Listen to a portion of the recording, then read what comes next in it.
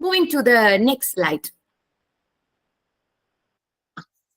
So this is a famous translator, Anna Rusconi. Anna Rusconi has rightly said, words travel words and translators do the driving. Maybe somehow this quotation stimulated me to give a title like Words Across Words, a comparative lens on literature and translation. So she's nicely put that idea. Words travel words and translators are capable of doing this driving. You know that if the driver is not good, or if the driver is not, if the driver is really not good at that work, we won't be reaching the right place. And without his help, or without that without that support, we won't be able to reach. So words are capable of traveling to different words and different worlds, and that is happening only through this domain of translation. Next slide, please. Yes. So this is also again my own interpretation. This is something which I felt like showing. Comparative literature, roots and roots. So here you can see the like two roots. The one root, it is like the how that roots are coming. You know, when it is something like a tree, how that roots are emerging and that roots stand as the basic block. The other one is root, is that you have already seen the driving thing. So this is a kind of route or the way through which you travel. So comparative literature, how that acts as the original route and how that is taking you to the different routes. So I'm really I really don't draw, and I'm really bad at interpreting things. So somehow I try to and consider this as a tree. This is what I try to give through this picture. This is a imagine this as a tree called comparative literature, and its branches are emerging. You know, the different ways or this different routes, whichever routes you feel like you can take, whether it is ROT or ROUT. So in that comparative literature, the basic tree, from that the roots are emerging. One is I have tried to incorporate only a few things. One, some representing the southern part, and some Malayalam literature in translation will come in that, Bangla literature, Hindi literature, then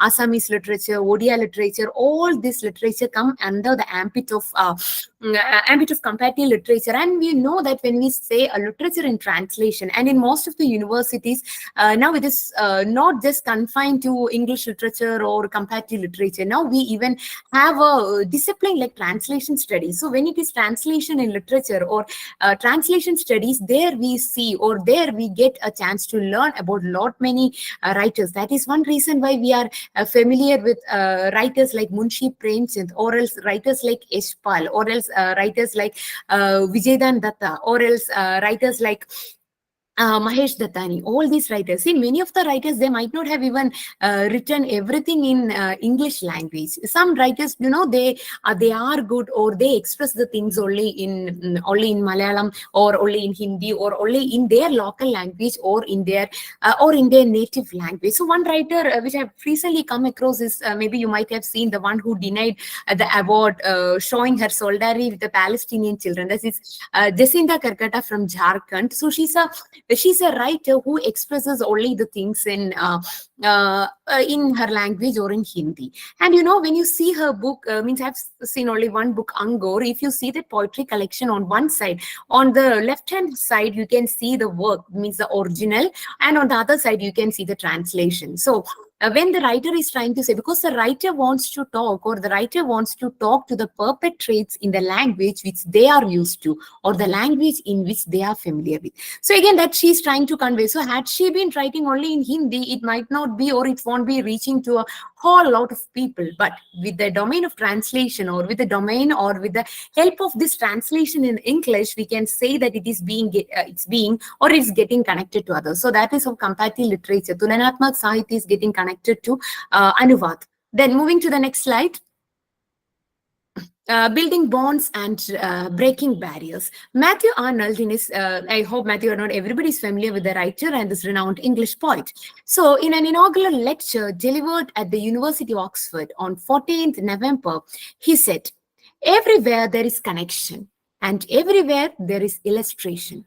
No single event and no single literature is adequately comprehended except in relation to other literature. This is what exactly I have already mentioned right in the beginning, that literatures are connected. And I have already given the two examples of my thesis, that one is a writer representing the northern part of India and another is a writer representing the southern part of India. So when I come across these two writers, I can see the kind of relationship or the kind of themes which they have portrayed it through their works, whether it is 19th century, whether it is 20th century, the kind of life, means whether it is agrarian life, whether it is Grami Jeevan Ki Trasadi, or whether it is about the rural life of Kerala community, or about the fisherman folk, the way when they try, there are a lot many things in common, and the kind of oppression or the kind of exploitation which people they have faced or which they have suffered, it is almost similar. The way which the writers explain or the way which the writers try to convey, or there are differences only in that style or only in that kind of philosophy. Then next slide. So this is also, again, I have titled it like this: why this Kolaveri in translation? See, we all, I mean, almost all are familiar with the song, Why This Kolaveri? So when we are, I mean, this is just an example which I felt like, or which I am very much interested when it comes to the domain of translation. So Dhanush, the song is very much, maybe I think it came in the year 2012 or 13, and this is even sung, or this is widely appreciated by people across India, or maybe means across the globe. So when we are saying why this Kolaveri, does the word Kolaveri carry, or does the word Kolaveri have a particular meaning? And we know that there are a lot of versions, whether it is in English language or whether it is in Hindi language, whether it is a Konkani version, there are a lot many versions in this. So when we say this, why this Kolaveri, in Malayalam it is like Endini Kolachadi. So in English, when it comes to how could you do this to me, and do this to me? This is how it is going. So how dare you do something to me? So I think in Punjabi also it is similar. Ki kudi piggi moki wali ka loli kardi. Then this way it is going. I kedu gatte charu kulli charu di. It is something like that in Konkani. I'm not familiar with lot many languages, but I'm just saying. So this kind of word Kolaveri, that has got a new meaning, that how dare, how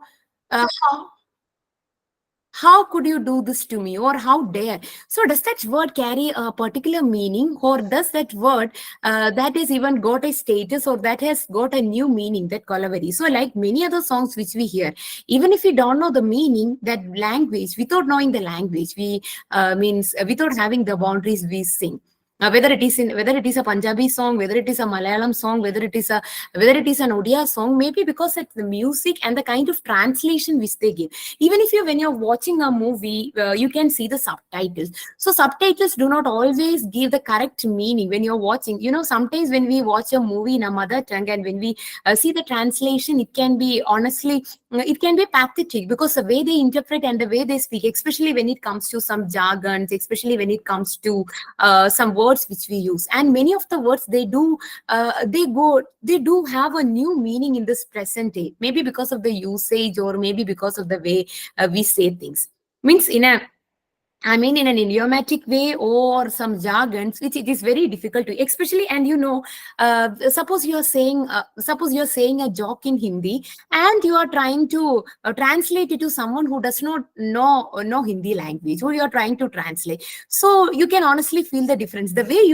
which you get in your mother tongue, and you are trying to convey that to someone. And I don't think that it will really, okay, we will be able to understand the meaning. At the end, we will be able to laugh, but the way in which we interpret, or the way which that we get in the language, that can be entirely different, because it is, again, it depends on how we understand. So that is why jokes get a new meaning when it comes into translation. So here, for example, I have taken a few things. I feel this is something which I'll be able to do justice in conveying the meaning. So I have selected a few proverbs, kahawat. Hindi se maine पांच कहावत ले लिया, and on the other side I have given its translation, English work. So नाच न जाने आंगन टेढ़ा. So if somebody does not know how to dance, that person will obviously say that courtyard is not good, that आंगन खराब है करके will be saying something.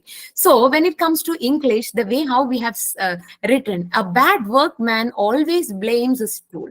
So if somebody does not know something, but see, nachna jane angan teda. So the person does not know, means nachna ne aati hai, but when it comes the English translation, so there is a literal meaning will be there and the translated meaning will be entirely different. So in English proverb, it becomes a bad workman always blames his tool. So I was much familiar telling the proverbs in Malayalam language, but thinking of the participants and thinking of the means people who are going to attend, I felt it is better to I take examples from Hindi language because Hindi is considered to be a language that is widely spoken in most of the parts of India, and most of the people are bilingual, multilingual, or we are polyglots. I think most of them can understand or they can comprehend Hindi to an extent. That is one reason why I took these examples from Hindi language rather than sticking on to my own mother tongue Malayalam. Moving to next one. Jaan hai to jahan hai. So if you have that life, then jahan hai, that kind of feeling. Health is well. See the kind of translation it is given. So words are there, that meaning is there, but when it comes to proverb, it is thoda sa different hai. Then chor chor mausere bhai. That means if you are like means that thieves, if two thieves are there, they are like mausere bhai. Bhai hai means cousins. So when it comes to English, see, birds of the same feather flock together. That is almost the same meaning, but see the exact translation or the exact meaning of these words. But when it comes to the translation, maybe when it comes to more than the equivalence, when it comes to a faithful translation, this is how it is given. Then next one is very much familiar. Unji tukan fike pakwan. So the dukan, what is the point if the dukan is very good and the skana or pakwan, mithai to acha nahi hai to kya?